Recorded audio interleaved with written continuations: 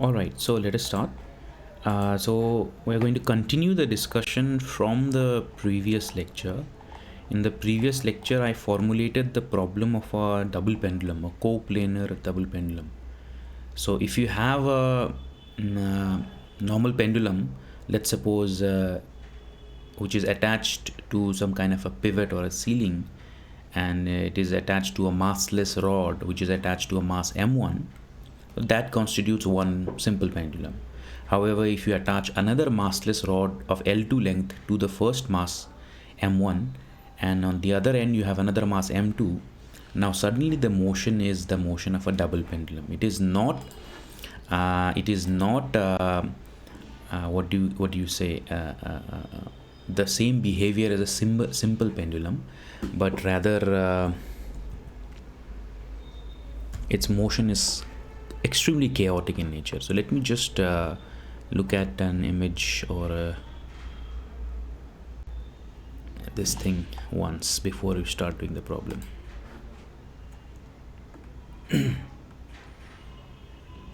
Okay, in Wikipedia they have this. Okay, so let me share.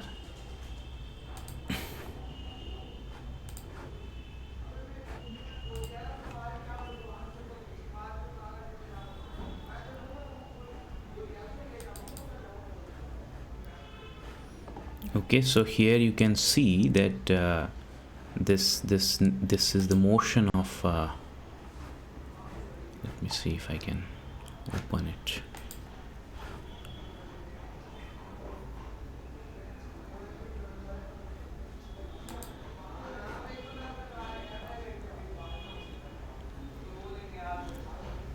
So this is the nature of motion of a double pendulum. It is not necessarily simple harmonic. It is not even oscillatory in many cases. It is extremely chaotic. The first mass is restricted to a plane, no doubt, but it's not necessarily oscillatory in the same fashion. The second mass is extremely chaotic. So to solve it, it's very difficult to do that using what do you say as the Newton's laws. However, it is a little bit approachable to do it from the perspective of using the Lagrangian and formulating the problem using the Lagrangian. All right. So हमने यहाँ पे क्या किया था? We represented the coordinates of mass m1 and m2 as x1, xy1 and x2, y2 respectively, and then wrote it in terms of theta 1 and theta 2. क्योंकि यहाँ पे जो जनरलाइज कोऑर्डिनेट्स है वहाँ पे दो ही जनरलाइज कोऑर्डिनेट्स है. Degree of freedom is 2. Theta 1 and theta 2 are the generalize coordinates. फिर बाद में हमने यहाँ पे पोटेंशियल एनर्जी को फाइंड आउट किया. फिर काइनेटिक एनर्जी फाइंड आउट करने के लिए हमें theta 1 square x1 dot square y1 dot square x2 dot square y2 dot square find out करना था, जो हमने यहाँ से ट्रांसफॉर्मेशन इक्वेशन यूज़ करके अपटेन कर लिया. And the final expression for kinetic energy, we sort of separated all the terms, tried to simplify it, came up with this expression number 7. फिर kinetic energy और potential energy को combine करके we created this Lagrangian.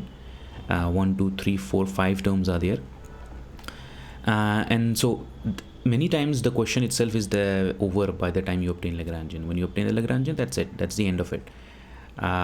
They just want a Lagrangian, but you want to go one step ahead. So we want to use this Lagrangian to obtain the Euler Lagrange equation. So for that, सबसे पहले हमने theta 1 के respect में किया. Theta 1 के respect में we found out the partial derivatives, substituted the value, and we obtained this. So this is one second order differential equation. Okay, it's not just enough to describe the equation of motion. So we'll have to obtain the second one also with respect to this. Are you guys able to see the screen ना? इसमें कोई दिक्कत तो नहीं है? Screen देख लें. Yes, sir. All right. तो दूसरा वाला भी obtain कर लेते हैं. So let's suppose that this is the Lagrangian that we have. So let me also let's find out the second one also. So इसको copy कर लेते हैं. Okay, Control C, and so let us now we want to do the calculations with respect to theta 2. So with respect to theta 2 के लिए भी हमारे पास same ही Lagrangian है. The Lagrangian is given as same Lagrangian we have.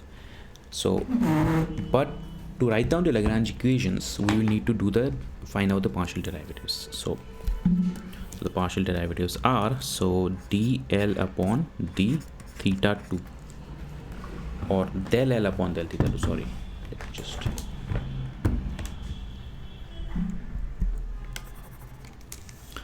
del L upon del theta 2 is equal to कितना आएगा यहाँ पे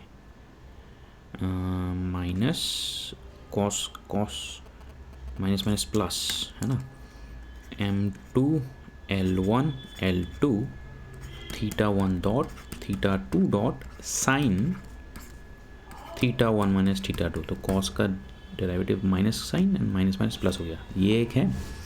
और दूसरा है minus m2 g l2 sine theta 2, है ना। Yes, sir. And then del L upon del theta 2 dot will be m2 l2 square theta 2 dot and plus m2 l1 l2 theta 1 dot cos theta 1 minus theta 2, and that's it, right?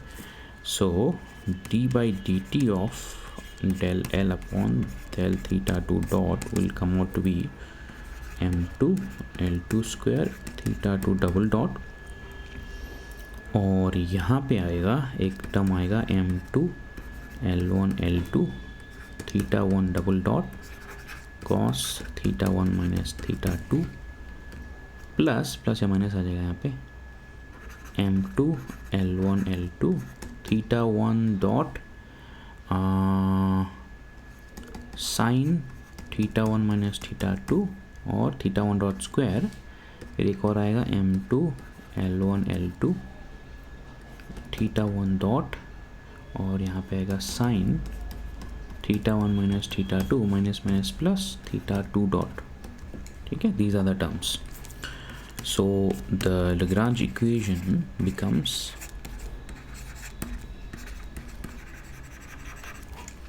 the Lagrange equation simply becomes d by dt of del L upon del theta 2 dot minus del L upon del theta 2 is equal to 0. So this gives us m2 l2 square theta 2 double dot plus m2 l1 l2 theta 1 double dot cos theta 1 minus theta 2 minus m2 l1 l2 theta 1 dot square sin theta 1 minus sin theta 2 plus m2 l1 l2 theta 1 dot theta 2 dot sin theta 1 minus theta 2 minus minus m2 l1 l2 theta 1 dot theta 2 dot sin theta 1 minus theta 2 minus m2 gl2 sin theta 2 is equal to 0. यहाँ पे कोई term cancel out हो रहा है क्या? m2 l1 l2 theta 1 हाँ, ये term cancel out हो रहा है ना, ये m2 l1 l2 theta 1 sin theta, बाकी तो कोई नहीं हो रहा आई थिंक। हाँ, बाकी तो कोई नहीं हो रहा। So I finally come up with the sir last वाली टर्म का साइन देखना है एक बार। m2 gl2 sin थीटा 2, ये हाँ ये प्लस हो जाएगा ना, क्योंकि यहाँ पे माइनस है तो ये माइनस माइनस प्लस हो जाएगा, या okay, yes correct, thank you. So finally the equation becomes m2 l2 square d2 theta 2 upon dt2 plus m2 l1 l2 d2 theta 1 upon dt2 cos theta 1 minus theta 2 minus m2 l1 l2 d theta 1 upon dt whole square sin theta 1 minus theta 2 plus m2 gl2 sin theta 2 is equal to 0. This is the differential equation, no? I think all the terms are correct.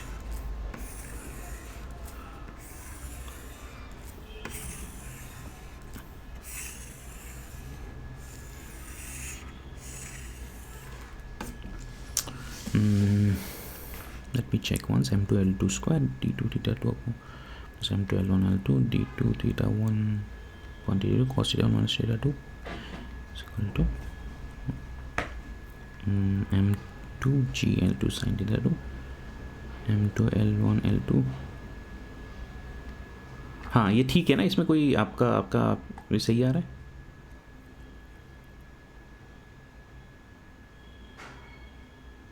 हाँ मुझे लगता है ठीक है. So this is one equation. Let's suppose this is equation number 1 और equation number A. Okay, and this is another equation, that is equation number B. A and B represent RESENT two simultaneous second order ordinary differential equation that whose solution will give us theta 1 and theta 2. So second order differential equation, that is equation of motion of the system, है ना? मतलब that is the equations of motion of the double pendulum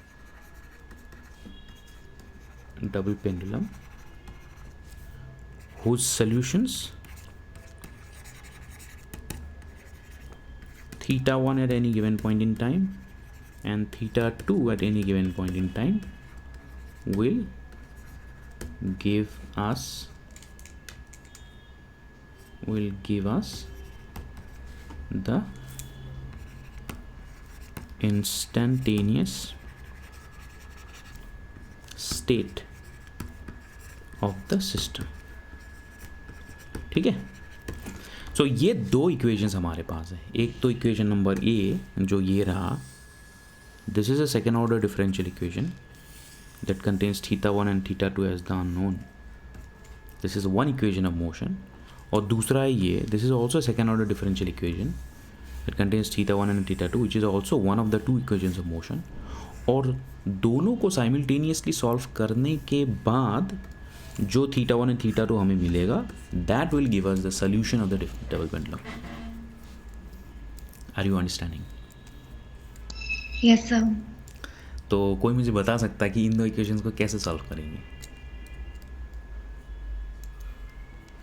anybody can tell us कैसे solve कर सकते हैं दोनों equations को?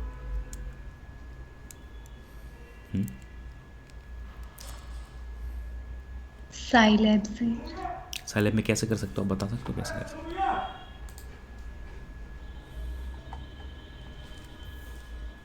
Scilab में कैसे कर सकते हैं?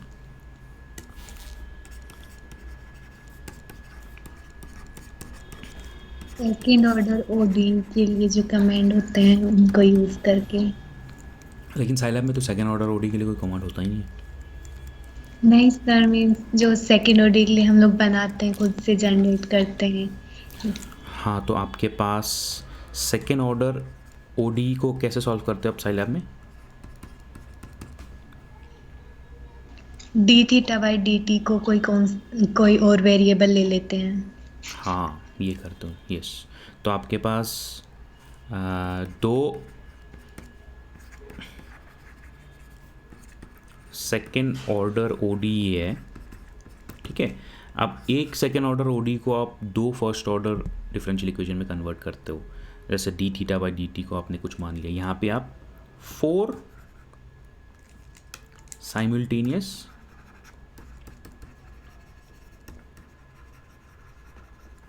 फर्स्ट ऑर्डर ओडी में कन्वर्ट कर सकते हो. एंड देन उसका solution will be theta 1 and theta 2. मतलब आप किस तरह का अप्रॉक्सीमेशन कर सकते हो, मैं एक बार हिंट दे देता हूँ. लाइक फॉर एग्जांपल ये मैंने वैसे सॉल्व किया हुआ है, अगर आपको चाहिए तो मैं हेल्प बाद में शेयर कर सकता हूँ. y1 को आपने जैसे थीटा 1 मान लिया है ना, फिर उसके बाद y2 को आपने जो है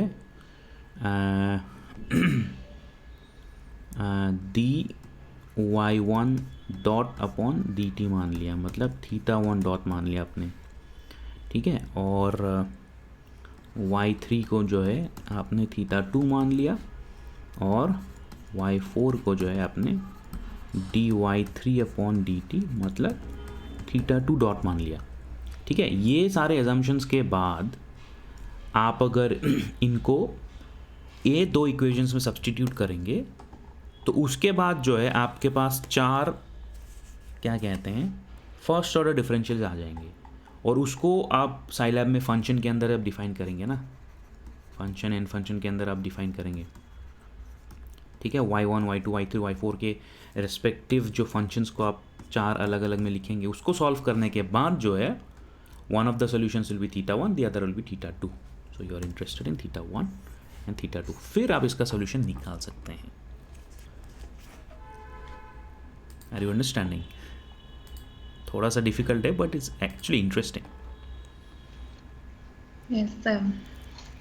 What about the other guys? Chanchal?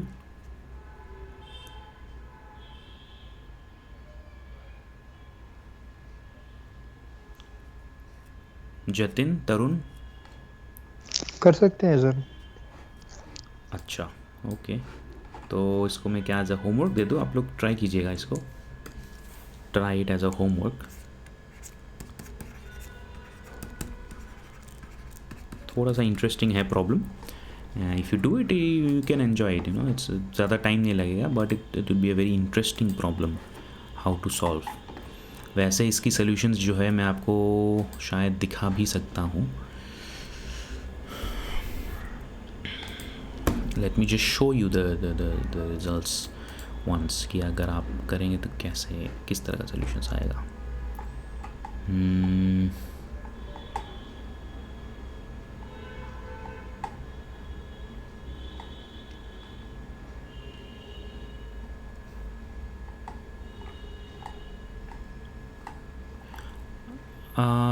आप इसको ट्राई ही करो। वैसे मेरे पास एक है, let me show you once.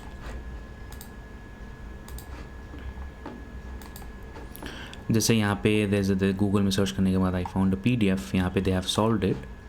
तो ये जो आपको साइनोसाइडल थोड़ा ऑसिलेटरी दिख रहा है, ये स्मॉल ऑसिलेशंस के लिए, बहुत ही छोटा ऑसिलेशन होगा ना, मतलब डिस्प्लेसमेंट होगा, तब जा करके इस तरह का कुछ ऑसिलेटिव मोशन आता है। लेकिन जैसा मैंने दिखाया था आपको थोड़ी देर पहले, दैट इज़ वेरी केओटिक। ये आपको दिख रहा है यहाँ पे जो है कोई ऑसिलेशन कुछ नहीं है, it's very unpredictable what's happening, ठीक है। जिस तरह से मोशन वाज अनप्रिडिक्टेबल, उससे theta one and theta to का जो वेरिएशन है वो भी बहुत अनप्रिडिक्टेबल है, ऑलराइट। तो आप इसको साइलैब के थ्रू कर सकते हैं। हमारा काम जो है ऑलमोस्ट ओवर ही हो गया है regarding this particular problem.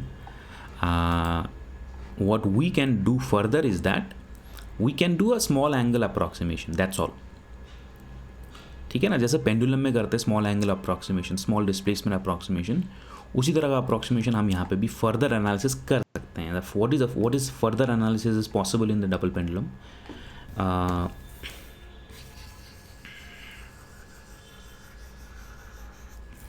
Further analysis, now ये जो हमने दो इक्वेशंस ऑफ मोशन ऑब्टेन किया है, they it's not possible to solve them analytically, but अगर स्मॉल एंगल अप्रॉक्सीमेशन करते हैं तो it's possible to solve them analytically. So we can do small angle approximation.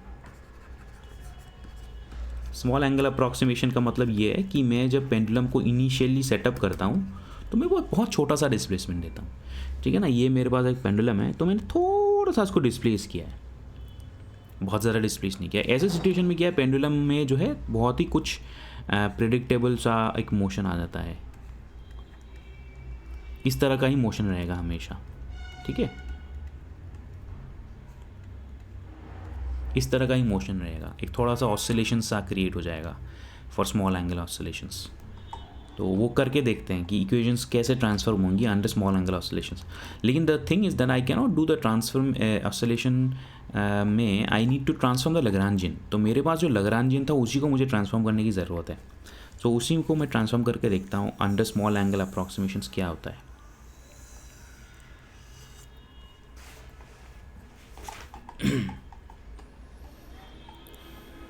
So under small angle approximation, what happens? What happens to the Lagrangian?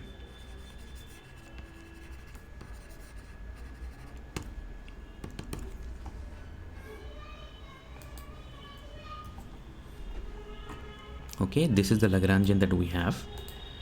So under small angle approximations,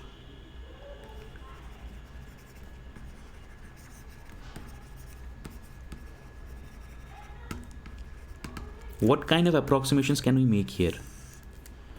इसमें किन चीज़ों को हम approximate कर सकते हैं? कोई बता सकता है? Which quantity? cos theta 1, cos theta 1, cos theta 2 and cos theta 1 minus theta 2. ठीक है, तो cos theta 1 will approximate to what under small angle approximations? sin theta में तो आपको मालूम है, sin theta is approximate equal to theta. cos theta के लिए क्या है?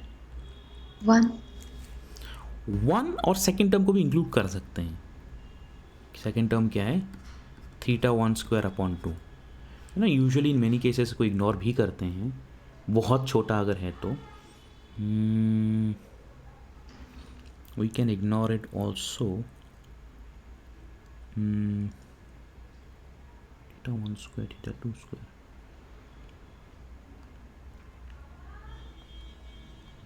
क्या करें, इसको इग्नोर करें? Theta 1 square will be very very small.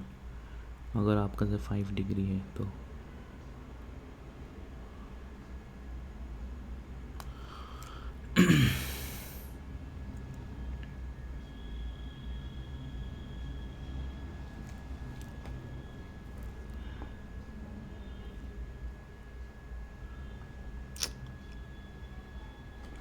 cos theta 2, अगर इसको 1 लेंगे तो फिर एक कांस्टेंट हो जाएगा, है ना, plus m1 plus m2 GL1 और ये क्वांटिटी. और कांस्टेंट हो जाएगा तो फिर इसको लेते हैं यहाँ पे 1 माइनस थीटा 2 स्क्वायर अपॉन 2. और cos थीटा 1 माइनस थीटा 2 को हम शायद 1 ले सकते हैं, I think. cos theta 1 minus theta 2 because फिर ये theta 1 is also small, theta 2 is also small, उनका जो डिफरेंस आ गया इसको I think we can take as 1. ठीक है, let us use this approximations to write down the new Lagrangian. So L now becomes half m1 plus m2, half m1 plus m2, L1 square theta 1 dot square, L1 square theta 1 dot square plus half m2 L2 square theta 2 dot square plus m2 L1 L2 m2 L1 L2 theta 1 dot theta 2 dot, okay, plus m1 plus m2 plus m1 plus m2 GL1 1 minus theta 1 square upon 2 plus m2 GL2 1 minus theta 2 square upon 2. ठीक है, अगर ये लग्रांजियन हो जाता है new लग्रांजियन for small oscillations, for small oscillations, तो इसमें फिर हम फर्दर कैलकुलेशंस कर सकते हैं ना.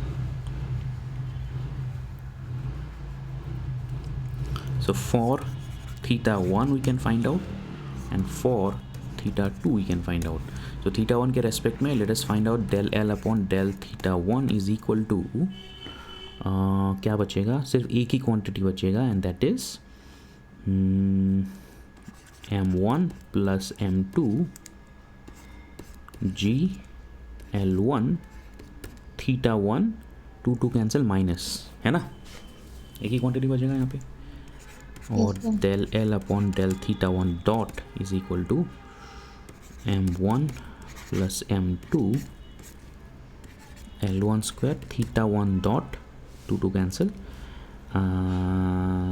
और एक और टर्म आ जाएगा इसमें plus m2 L1 L2 theta 2 dot. ठीक है, बाकी और कोई टर्म नहीं आएगा. सो d upon dt of del L upon del theta 1 dot is equal to m1 plus m2 L1 square theta 1 double dot plus m2 L1 L2 theta 2 double dot. So finally हमारा जो equation of motion बना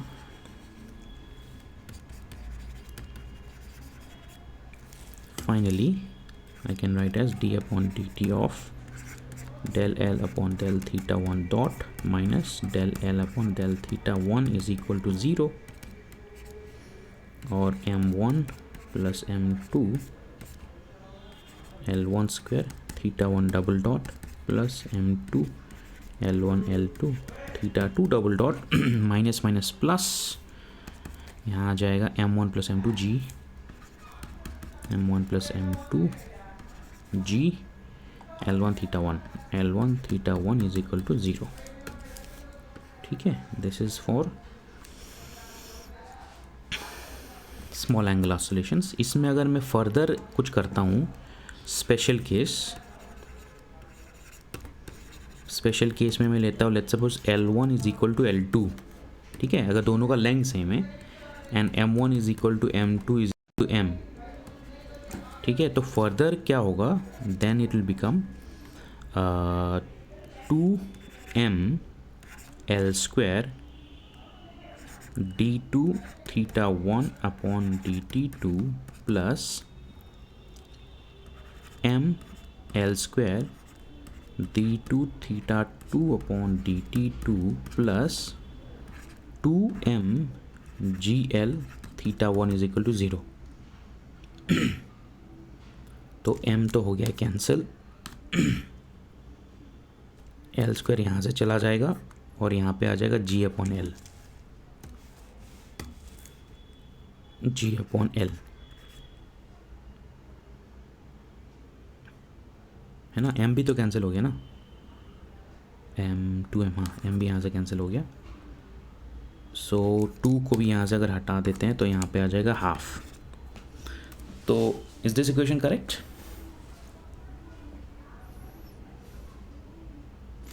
तो मैं पूरा ही लिख देता हूँ इसको ना, नहीं तो फिर कंफ्यूजन हो सकता है.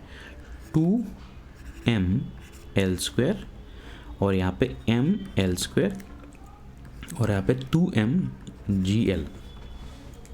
So this becomes ml square 2ml square cancel out हो गया, ये हो गया d2 theta 1 upon dt2 plus यहाँ पे आ गया half d2 theta 2 upon dt2 और यहाँ पे आ गया 2ml g upon l theta 1 is equal to 0. So this looks like a much more simpler equation, but this only corresponds to the equation of motion where एक तो small angle approximation है और ऊपर से आपका L1 is equal to L2, M1 is equal to M2 sorry. उसी तरह से हम दूसरा इक्वेशन भी ऑब्टेन कर सकते हैं. तो I think this would be much more easier to solve compare to the other one. ये तो बहुत ईजी होगा सॉल्व करने के लिए. तो बाकी दूसरा भी कर लेते हैं, थीटा 2 के लिए भी कर लेते हैं. थीटा 2 के लिए del L upon del theta 2 is equal to theta 2 के लिए क्या बचेगा, यहाँ पे बचेगा minus m2 g L2 theta 2 है ना. 2 कैंसिल, माइनस आ गया and del L upon del theta 2 dot is equal to m2 L2 square theta 2 dot 2 cancel m2 L2 square theta 2 dot and D by D T of del L upon del theta 2 is equal to, नहीं यहाँ पे एक और term आएगा ना, यहाँ पे एक और टर्म आएगा m2 L1 L2 theta 1 dot आ जाएगा यहाँ पे. So this is equal to m2 L2 square theta 2 double dot plus m2 L1 L2 theta 1 double dot. So finally we have the Lagrange equation, which is d upon dt del L upon del theta 2 dot minus del L upon del theta 2 is equal to 0.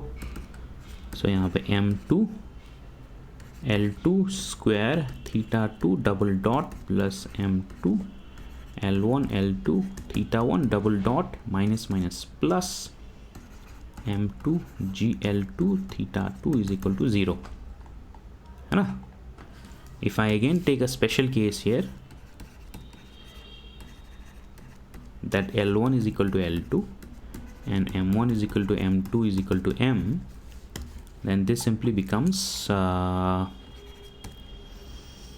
M L square theta 2 double dot plus M L square theta 1 double dot plus M GL theta 2 is equal to 0, जिसको मैं final लिख सकता हूँ. ML square अगर मैं हटा दूँ तो D2 theta 2 by DT2 plus D2 theta 1 by DT2 plus G upon L theta 2 is equal to 0. This is your equation. So you now have two highly simplified second order differential equations which if you solve should give you the solution for small angle oscillations corresponding to a double pendulum, है ना. तो आपका small angles मतलब इस तरह से होगा. अगर मैंने इसको यहाँ ऐसे छोड़ दिया, ये यहाँ पे आ गया, फिर थोड़ी देर बाद ये यहाँ पे आ जाएगा. बस इस तरह का ऑसिलेशन होता रहेगा.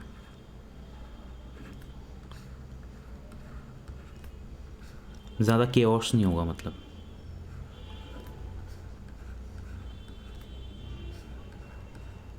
इस तरह का ऑसिलेशन होता रहेगा. इसमें भी इस तरह का ऑसिलेशंस होती रहेंगी और इसमें भी बस ऐसे आगे पीछे होता रहेगा. तो this is a much more predictable and sort of an oscillatory motion that happens under small angle oscillations. But for the general case solution, the motion is very much chaotic and it's very unpredictable what's going to happen. In fact, double pendulum actually is a very standard example for chaotic motion. Chaotic motion आप समझते हो ना, थोड़ा सा initial value में अगर difference आ जाता है तो it leads to completely different outcomes in a very short interval of time. Is the problem clear? Is the formulation of the problem clear to you? Clear sir Yeah.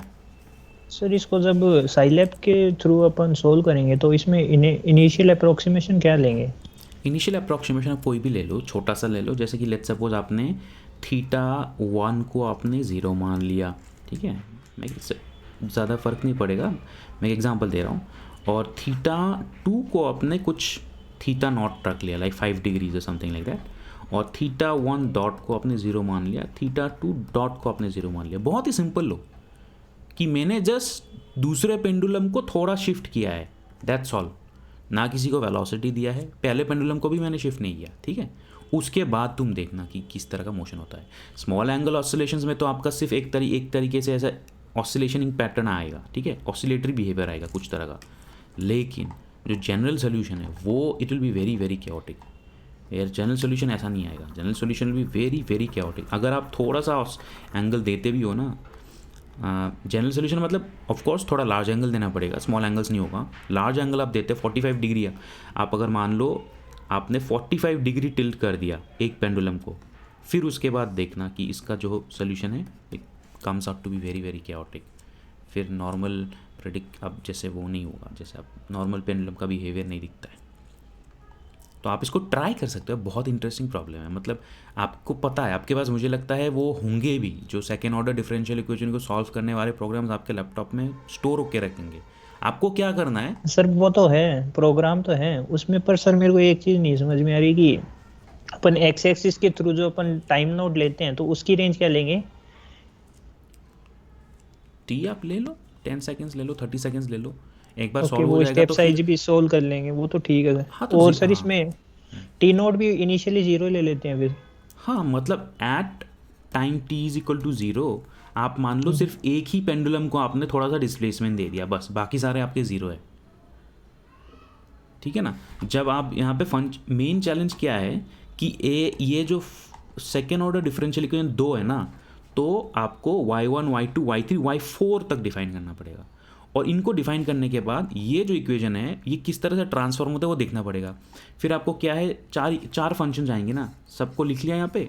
फिर उसके बाद initial value जो है y not is equal to initial value में, तो आप फिर यहाँ पे 0 0 0 लिख देना, और नहीं यहाँ 0 आ जाएगा, यहाँ पे 5 लिख देना या 10 लिख देना, जो भी एक ही इनिशियल वैल्यू दे देना किसी एक को। फिर उसके बाद देख लो प्लॉट, θ1 का प्लॉट देख लो, θ2 का प्लॉट देख लो। फिर मेन चैलेंज है आपके हो जाएगा सर, हो जाएगा। अरे हो, बहुत बहुत बहुत आसान है, मतलब कि मैंने तुम्हें बताई दी कैसे करना है। ये बस ये एजम्पशंस ले लो, लेने के बाद ये जो इक्वेशन मैंने ऑब्टेन किया है, इक्वेशन तुम्हें ऑब्टेन करने की ज़रूरत नहीं है, मैंने ऑब्टेन कर दिया है ए और बी, इनमें इसको सब्सटीट्यूट करके 4 अलग अलग इक्वेशंस आ जाएंगी, ठीक है ना। 4 मतलब 4 नहीं, 2 तो ऑलरेडी आ चुके हैं, ये और ये सब तो आ चुका, बस दूसरा और चौथा चाहिए। वो ऑब्टेन करने के बाद इनमें सब्सटीट्यूट करके फिर तुम जो पहले तुम्हारे पास जो स्टैंडर्ड इक्वेशन है वहाँ पे डाल दो। पहले पास सिर्फ तुम्हारे 2 होंगे, अब तुम्हारे 4 हो जाएंगे, और इनिशियल वैल्यू में भी 4 आ जाएंगी बस। और उसका जो सोल्यूशन है, सोल्यूशन प्लॉट करके देख लो। मतलब जो तुम्हारा जनरल सोल्यूशन आएगा वो बहुत केओटिक आएगा, उसमें तुम्हें समझ में भी नहीं आएगा कि वेदर और नॉट क्या आ रहा है, इट्स अ वेरी केओटिक। लेकिन अगर स्मॉल एंगल्स के लिए करोगे ना, मतलब स्मॉल एंगल्स के लिए मतलब तुम फिर एक बार क्या करना, इसमें बहुत स्मॉल सा एंगल ले लेना, 1 डिग्री ले लेना, तब तुम्हें जो दिखेगा, तब थोड़ा सा तुम्हें एक ऐसा पैटर्न दिखेगा जो थोड़ा सा प्रेडिक्टेबल है। मैंने अभी जो थोड़ी देर पहले दिखाया था, हाँ थोड़ा सा प्रेडिक्टेबल है, मैं दिखाता हूँ, एक सेकेंड। हाँ इस तरह का सोल्यूशन आएगा, थोड़ा सा प्रेडिक्टेबल सोल्यूशन आएगा तुम्हारा यहाँ पे। ये नॉन केओटिक एवोल्यूशन है ना, नॉन केओटिक एवोल्यूशन मतलब ये जो है स्मॉल एंगल्स के लिए है। स्मॉल एंगल अप्रॉक्सीमेशन में ऐसा किया, तो इस तरह का कुछ ऑसिलेटरी पैटर्न आएगा। अब ट्राई करके देखो, अगर होता है तो मेरे को फिर दिखाना नेक्स्ट क्लास में, काफ़ी इंटरेस्टिंग होता है वैसे ये तो।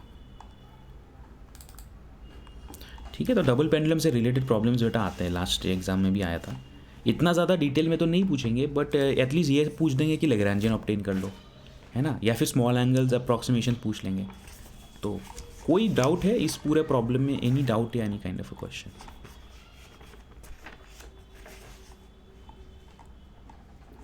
इन दी एंटायर, ठीक है ना, दिस क्वेश्चन इज़ फाइन। अगर आएगा कहीं पे भी इससे रिलेटेड क्वेश्चन तो आप कर लोगे।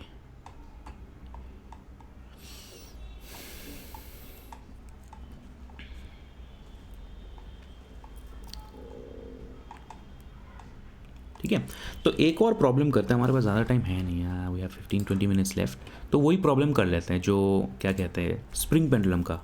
ठीक है Yogita, let's try that.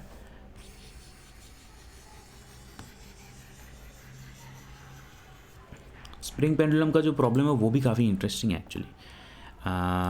Spring pendulum यहाँ पे है क्या, let me check. Let me check, is there a problem of spring pendulum here?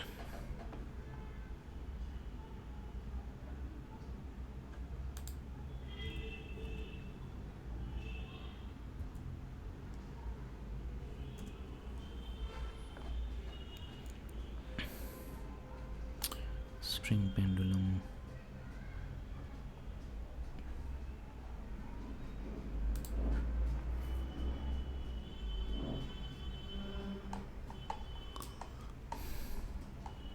Let me check if there's a video on spring pendulum. That's interesting.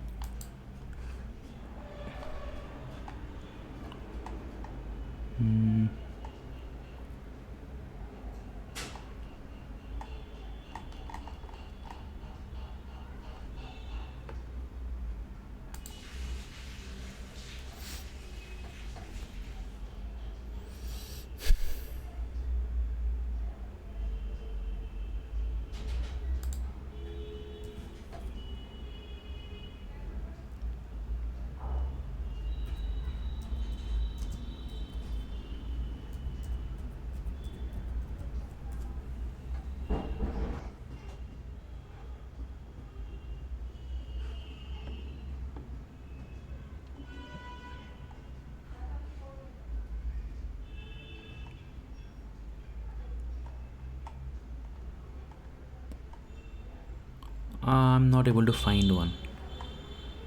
सब solutions दिए हैं लेकिन कोई simulation नहीं है, अगर मिल जाएगा तो मैं शेयर कर दूंगा। ठीक है, I am not able to find a video specifically. तो प्रॉब्लम को ही देखते हैं फिर, let us look at the specific problem.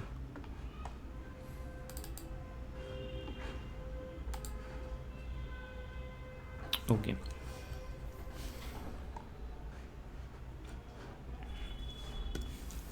Spring pendulum का प्रॉब्लम.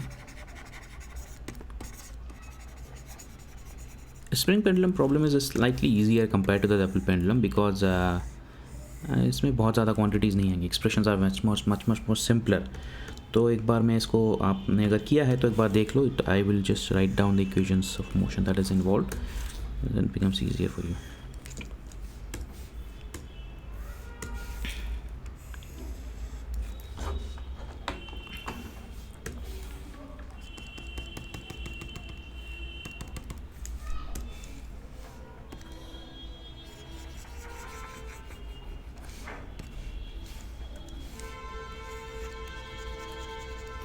आपके पास कोई मास है जो एक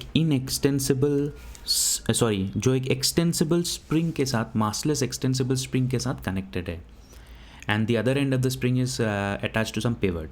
तो यहाँ पे जो है स्प्रिंग जो है एक पेंडुलम की तरह एक्ट कर रहा है, तो वो एक ऑसिलेट कर सकती है. लेकिन वो क्योंकि स्प्रिंग है तो वो आगे पीछे भी हो सकती है. तो किसी पॉइंट पे वो यहाँ आ सकती है, किसी पॉइंट पे वो यहाँ जा सकती है, किसी पॉइंट पे वो यहाँ आ सकती है, फिर यहाँ आ सकती है. तो इस तरह का ट्रैजेक्टरी जो है पॉसिबल है. Are you understanding? एक थोड़ा सा पेंडुलम मोशन भी है, स्प्रिंग का भी ऑसिलेशन है, दोनों का कंबाइंड मोशन है यहाँ पे. ठीक है, तो यहाँ का जो डिग्री ऑफ फ्रीडम है स्प्रिंग मास सिस्टम का कितना होगा? 2. डिग्री ऑफ फ्रीडम 2 होगा. Very good. और जनरलाइज कोऑर्डिनेट्स हम यहाँ पे लिख सकते हैं.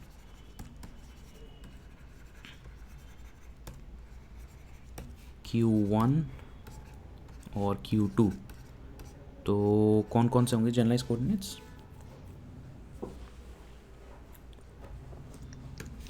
एक, हाँ, एक तो थीटा हो जाएगा आपका, जो angle with the vertical axis, और दूसरा आपका जो डायरेक्शन ऑफ लेंथ है उसके डायरेक्शन में अगर कोई एक्सटेंशन या कंप्रेशन है उसको हम x मान सकते हैं. ठीक है, x या r रेडियल डिस्टेंस पे, ये r.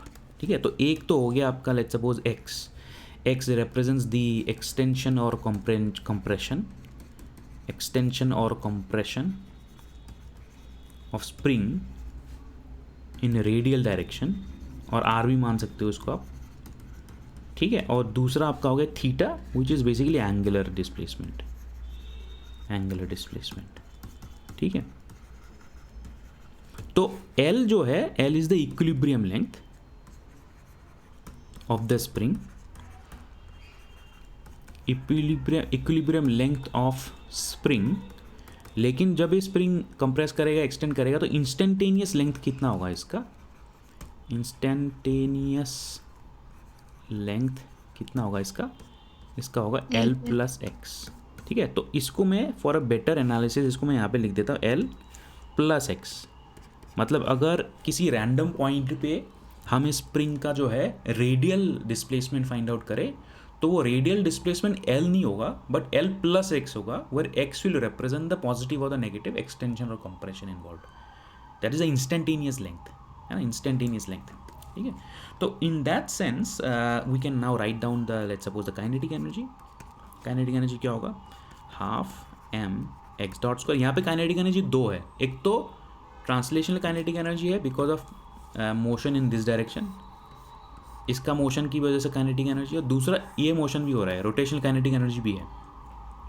ठीक है, तो जो ट्रांसलेशनल है, लीनियर मोशन है, जो स्प्रिंग के ऑसिलेशन की वजह से हो रहा है, वो that is half m x dot square. और जो रोटेशन हो रहा है बिकॉज ऑफ ऑसिलेशन, उसके लिए हम लेंगे the velocity along the perpendicular direction. तो वो हो जाएगा आपका half m L omega. L मतलब यहाँ पे length, L plus x, omega मतलब theta dot square. This is okay guys? Yes sir. है ना, तो ये यहाँ पे हो जाएगा. एक तो हो गया आपका normal linear translation, linear kinetic energy, दूसरा हो गया आपका रोटेशन की वजह से. ठीक है, तो this is the translational kinetic energy. और kinetic energy along radial direction, kinetic energy due to radial velocity, और ये हो गया kinetic energy due to angular velocity is theta dot. Okay, तो ये हो गया. और पोटेंशियल एनर्जी क्या होगा यहाँ पे? पोटेंशियल एनर्जी का अगर हम यहाँ से मान लेते हैं v इज इक्वल टू 0, तो पोटेंशियल एनर्जी क्या होगा योगिता यहाँ पे?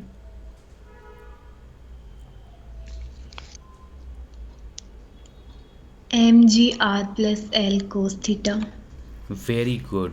mg मैंने यहाँ पे r की जगह पे x लिया है, l प्लस एक्स, तो l प्लस एक्स ले लेता हूँ. कॉस थीटा, अगर मैं सीलिंग को मानता हूँ नेगेटिव पोटेंशियल तो ये माइनस हो जाएगा, है ना? तो माइनस हो जाएगा क्योंकि मैंने सीलिंग को मिला, नीचे आ रहे हैं हम. तो this distance is nothing but l plus x cos theta. Okay, तो ये हो गया पोटेंशियल एनर्जी. That's it. फिर तो हमें लैग्रांजियन मिल ही गया, यहाँ पे ज़्यादा मेहनत करनी नहीं पड़ी. So Lagrangian l is equal to yes. Sir potential के अंदर इसकी स्प्रिंग की पोटेंशियल एनर्जी नहीं आएगी? हाँ आएगी यार, I forgot, sorry, you are right. So half k x square आ जाएगा यहाँ पे. You are right, thank you. This is the gravitational potential energy. You are very much correct. मैं इसे स्किप हो गया. Gravitational potential energy and this is the spring potential energy. दोनों ही आएंगे यहाँ पे, ठीक है. सो नाउ फाइनली जो हमारा लैग्रांजियन बनता है that is just L is equal to half m x dot square plus half m l plus x square theta dot square minus minus plus m g l plus x cos theta plus half k x square. Okay, तो अब क्या करना है हमें? अब हमें सिर्फ Lagrange equations find out करना है. तो उसके लिए let's do it with respect to x एक साइड में और विथ रेस्पेक्ट टू थीटा दूसरे साइड में, ठीक है. With respect to x, with respect to theta. So del L upon del x ये फाइंड आउट करते पहले. ये हो जाएगा m l plus x theta dot square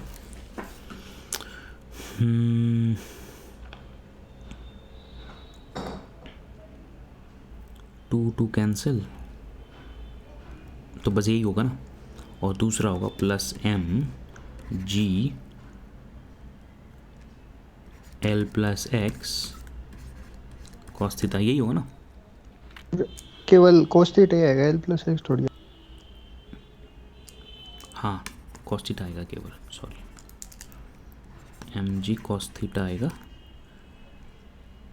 L plus x नहीं आएगा, सिर्फ 1 आएगा उसकी जगह पे. और प्लस के 2 के एक्स, यही है ना.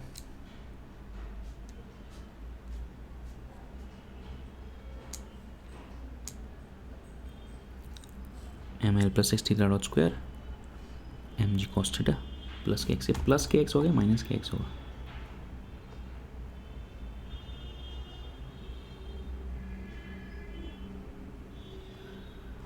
पोटेंशियल एनर्जी का एक्सप्रेशन यहाँ पे प्लस होगा, है ना, because gravitational potential energy negative है, but the spring potential energy will be positive ना. जितना ज़्यादा एक्स होगा उतना ही ज़्यादा उसका पोटेंशियल एनर्जी होगा. This will be plus. So if this is plus, this will be minus. Sorry, this is minus, then this is going to be minus. ठीक है.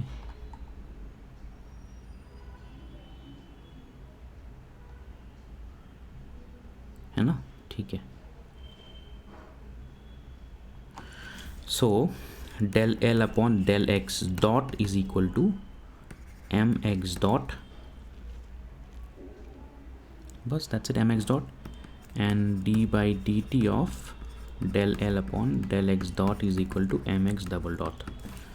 So finally the Lagrange equation of motion is dy dt of del L upon del x dot minus del L upon del x is equal to 0. So this is nothing but mx double dot minus m L plus x theta dot square minus mg cos theta plus kx is equal to 0. mx double dot is equal to ml plus x theta dot square plus mgx cos x, और इसको मैं इसको detail में लिख सकता हूँ that m x double dot is equal to m l plus x theta dot square plus mg cos theta minus kx. So this is one equation. उसी तरह से I can also obtain del L with respect to del theta. Let's do that. Del L with respect to del theta will be minus mg L plus x sin theta, and del L upon del theta dot is equal to half cancel m L plus x square theta dot, है ना, and d by dt of del L upon del theta dot is equal to m L plus x square theta double dot. So finally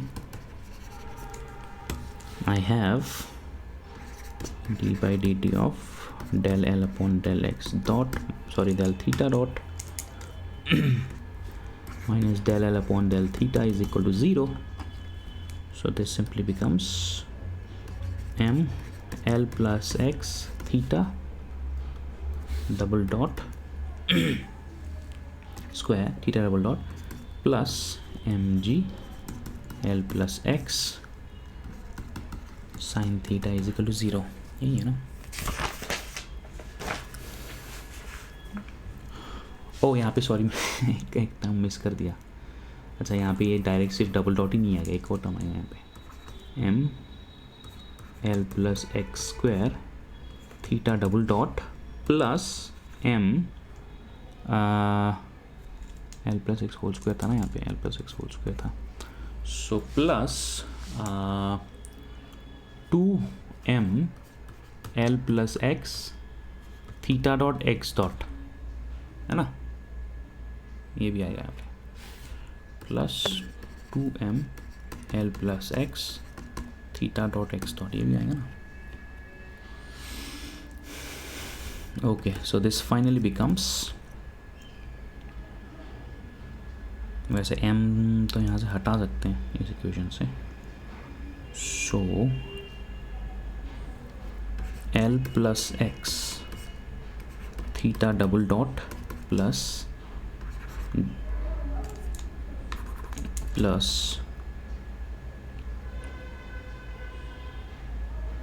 L plus x theta double dot plus 2 theta dot x dot plus g sine theta is equal to 0, है ना, plus m हटा दिया मैंने, 2x dot theta dot plus g sine theta, यही होगा ना equation.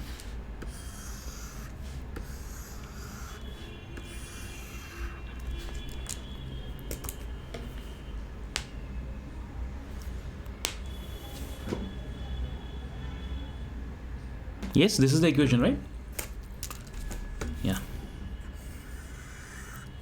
Yes, sir. हाँ, तो ये आपके दो इक्वेशंस आ गई, दो इक्वेशंस आपके ये आ गई.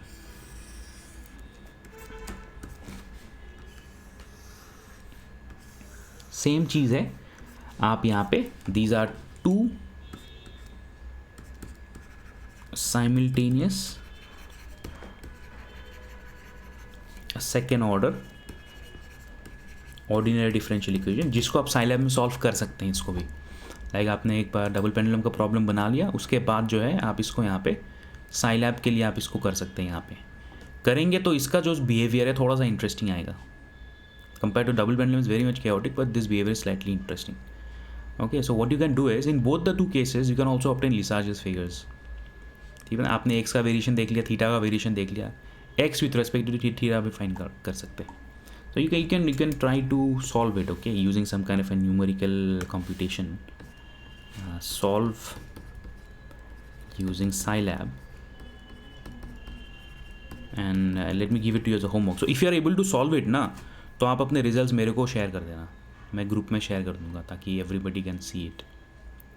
If you are able to solve this both the problems, spring pendulum as well as a double pendulum using Scilab, और आपका जो ग्राफ है वो प्लॉट करके आप मेरे को शेयर कर देना व्हाट्सएप पे, फिर मैं ग्रुप में शेयर कर दूँगा, so that the entire class can see the nature of the graphs that are coming in these problems. ये तो एक मैथमेटिकल था, लेग्रांजियन फॉर्मुलेट करने के बाद उससे लेग्रांज इक्वेशन ऑब्टेन कर लिया, but solution of the differential equation is analytically very very difficult. Some cases it's not even possible. The only way to do it is to do it numerically. ठीक है, so take this as a homework, try it on your own. If you're able to obtain the results, just send it to me in WhatsApp. I'll share it with the entire class.